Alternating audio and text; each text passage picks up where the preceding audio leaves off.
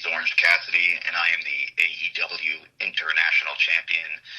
And AEW is coming to the Light Chorus Center Wednesday for Dynamite, and also a little bit of Rampage too. And you're listening to John the Ninja. Ladies and gentlemen, how you doing? It's John the Ninja live in the dojo. You know it's the John the Ninja Studios, and today I have a man I have seeked an audience with for a very long time. He is an all-elite wrestling original who has represented the company all over the world. He has also appeared on The Price is Right and the Netflix show The Floor is Lava, which is fantastic. He hails from wherever, which if you're from New Jersey like I am, you know exactly where that is, and weighs whatever. He is considered the definition of swagger. This generation would put it that he's very saucy as he combats his opponents with his hands in his pockets and doing the least amount of effort needed. However, do not let his quiet nature fool you, as he has been more than able to show his skill and mastery of not only the ring but also the skills on the mic in professional wrestling. He was voted ESPN's Breakout Wrestling Star of 2020, PWI's most popular wrestler at the same year, along with the best gimmick, even though I assure you this is no gimmick, this is really who he is. He was ranked 8th in PWI's 2023 list of best wrestlers. This also includes Kenny Omega, Rey Mysterio, Will Ospreay, Bryan Daniels, AJ Styles, and notice that the names on the list that I have just mentioned, he has ranked above them all. He has also done battle with Kenny Omega, Pac, Penta, Chris Jericho, Claudio, and the dangerous Jon Moxley. He has performed at All in London, the largest paying wrestling crowd event in history. He and AEW are returning to the Light Chorus Center October 25th for AEW Dynamite and Rampage. Ladies and gentlemen, he is considered AEW's most popular wrestler, and he is your reigning, defending AEW International Champion. I present to you, freshly squeezed Orange Cassidy. Good sir, how you doing? I'm good. I'm glad you did all that, the hard work for me, so I don't have to talk that much. I appreciate that. I wanted to strike home a special thank you to you and AEW coming back to Philadelphia with the storied history professional wrestling has in Philadelphia, and AEW being so committed to coming back to us to the Light Chorus Center. I wanted to know, were there any special moments you yourself had in Philadelphia, wrestling or just being there part of the company? I've been wrestling in Philadelphia for, I want to say, over 15 years. And this place is very special to me, and especially Chuck Taylor, when we were living together here in Philadelphia and training and all that good stuff. There are countless moments and memories that I have in Philly, and I try not to look backwards, and I try to want to make some new memories in the future. Definitely memories are going to be made this Wednesday at AEW Dynamite. One thing I did love, you love Philadelphia, but you also love It's Always Sunny in Philadelphia. And I know, knowing that you know how to do a drainage riser diagram, I'm like, have they ever reached out to you? No, I don't think they've ever said anything to me. Bummer. Shame on them. AEW has reached 4 years. 4 years of giving wrestlers an opportunity to have somewhere to go, to provide meals for their families, to live this lifestyle and perform this art for people. You are an AEW original. And I was curious during your time there, watching it grow, watching it become the powerhouse it is now, from a pipe dream to this full-fledged promotion. What are some of the changes over time you've noticed that have made it stronger, made it better? You said it's been 4 years, but it feels like 10 years, 20 years, just because of all the stuff that happened in a short 4 years. The company has expanded significantly.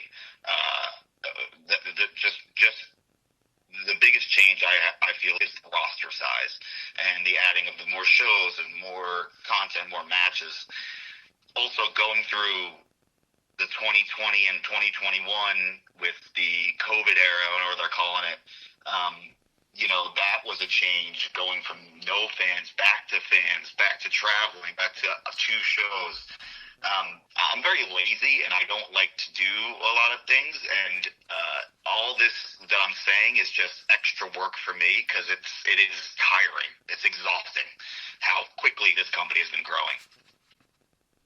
And you've addressed that. Let's go over to your international championship. You said something on Dynamite the other day that threw me off. With the statement, you don't like to wrestle, most of the matches you remember are the ones that hurt the most, but with this championship, you've already been vocal, saying, I'm here every time, I defend it every time, and you've stated that this championship is what represents to you what AEW is for the working guy who's told you're not going to get your opportunity, you're too this, you're too that, you're different.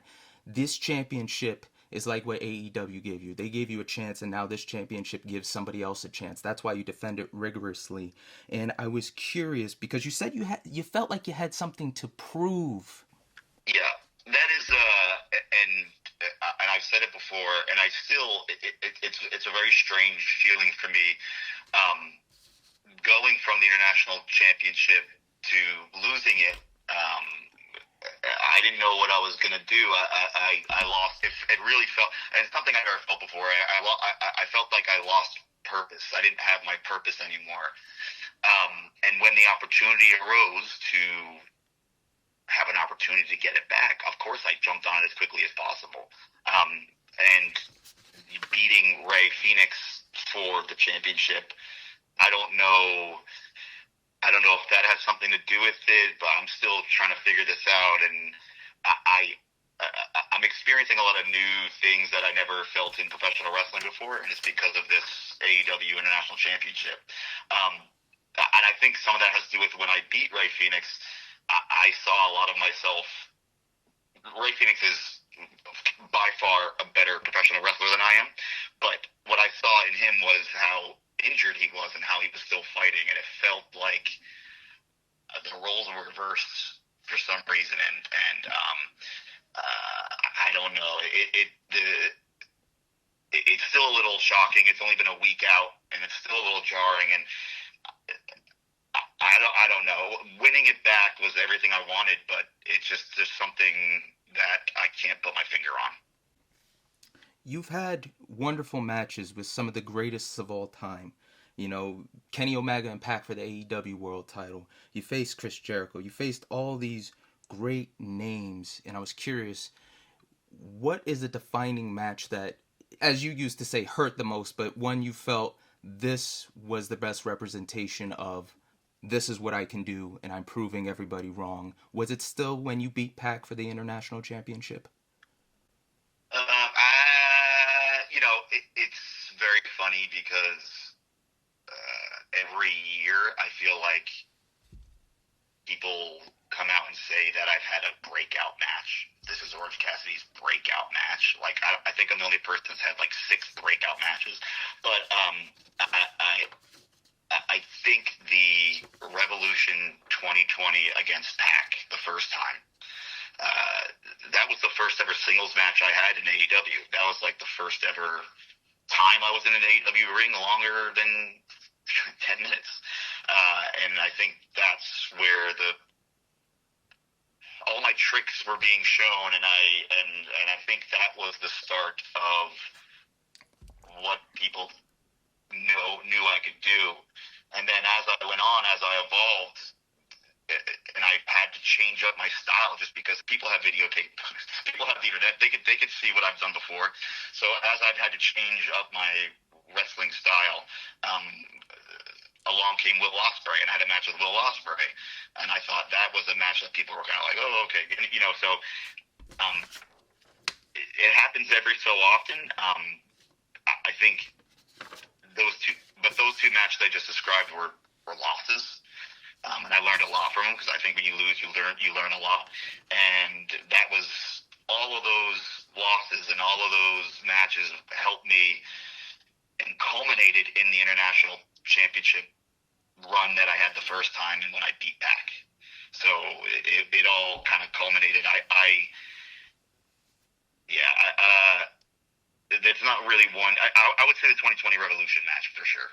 And speaking of help, somebody that I also know and you are great friends with is Kris Statlander. When I was paying my dues, I would be at the WSU shows and she would be performing. She was champion at the time. And every time she has an interview, whether it's you two together or not, she always praises you going out of your way, being friendly, giving her advice, especially when she had her injury and you were there to try and help her nurse herself back to being able to perform. And now she's champion as well. I was curious, when did you guys initially actually meet, and what about your friendship keeps it so strong in an industry where, sad to say, backstabbing is a constant, and it's always, look out for me first, and friendship is very, very coveted?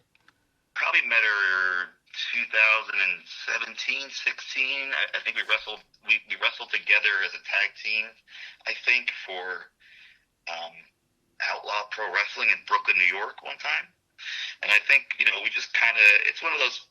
She's one of those people like Chuck and Trent are, where we just kind of all just get along. It just there's like you have those people in your life, I assume, that are you just click with.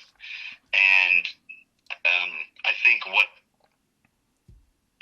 she says that I help her, but she helps me as well. I think we lean on each other, and you need that in professional wrestling. Like you just said, there's a lot of people that backstab and all that good stuff in professional wrestling. I take a lot of pride in the fact that me, Chuck, and Trent are still a group. We still lean on each other. We still wrestle together. We still are best friends. And adding in Kris was just an easy next step for us and an easy addition. And she's the muscle of the group. I mean, she lifts us up when we're down. So I think it's just I got very lucky meeting Kris. And we're very fortunate. You said that you live your life by a set of rules, and these rules are, first, there are no rules, and second, sometimes you gotta do it. When did you come to this realization, this is how you should live your life? Was it somebody doing it? Was it something that just one day popped in your head? How did you come about with this philosophy? It literally just popped in my head. I think somebody asked me a question or somebody has to do something, and I was like, hey, sometimes you gotta do it. And that's it. And that's how it happened. I have this international championship, right? And I feel a champion should defend their championship, because sometimes you got to do it. You just got to do it. There are times where all of us don't want to do the things we have to do, but we do it. And I will try to get it done as quickly as I possibly can, but I'll do it. The most important question I always end these interviews with is, what's the best piece of advice you've ever been given? What's an idea, a statement somebody told you as advice that for some reason it always comes back to you in a time of, I need to handle this wisely? I don't know if there's the answer you're going to want to hear, but I have received a lot of advice throughout my career. And the good part about that is, it comes from all different angles. It could be, you could get two contradictory pieces of advice. But any advice, as long as constructive, is good advice. And I think I was able to determine which pieces of advice I should take and which I should say thank you and then try to find the other one that I appreciate, right? I think a lot of time people get advice and either they don't like what they're hearing or they don't think it applies to them and they just dismiss it. Every time somebody gives you a piece of advice, there's something you could take away from that. And I think that's what helped me get to where I am now. And Orange, you mentioned you wanted to relay something special happening for us Philadelphia fans tomorrow at the event. It was announced that Rob Van Dam's going to be there Wednesday, too. So if you're in Philly, you know how much that means to have Rob Van Dam there. So come on out. An AEW original giving respect to an ECW original. I love it. Ladies and gentlemen, that is your international champion, Orange Cassidy. Go get your tickets for tomorrow's event, AEW Dynamite and Rampage at the Liacouras Center, October 25th. You can get tickets at Ticketmaster.com. Go follow AEW on Instagram, TikTok, and Facebook. And more importantly, go follow Orange Cassidy on TikTok, FS Orange Cassidy, Instagram Orange Cassidy, and go to the AEW website and get some of his merch. He's got the coolest shirts and everything. But all seriousness, good sir, it was an honor, a privilege, and thank you for what you do. Thank you. And to everybody else, be smart, be mindful, go get your tickets, and as always, Ninja out. Woo, baby, you listen to John the Ninja. All your ears are about to go on a vacation. John the Ninja's got what you need.